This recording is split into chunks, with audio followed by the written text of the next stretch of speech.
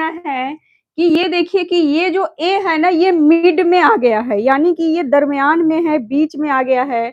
तो हम क्या करेंगे कि हमज़ा लगाने के लिए एक घर बनाएँगे, जैसे बे वाली घर बनाई जाती है ना?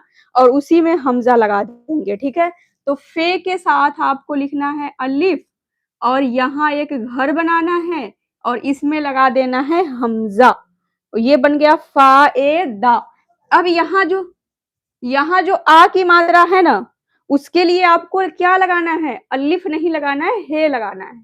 और आप लोग कहते हैं कि हमें तो महसूस ही नहीं होता, यहाँ पर अलिफ कैसे लग जाएगा, हे कैसे लगेगा, हमें पता नहीं चल रहा। तो अगर आप लोग उर्दू ज़बान सीख रहे हैं, तो थोड़ी-सी और आप लोग मेहरबानी फरमा लें उर्दू ज़बान के ऊपर, इसको उर्दू में बोल के देखिए, फिर आपको महसूस हो जाएगा कि हाँ, लगेगा या नहीं लगेगा, है ना?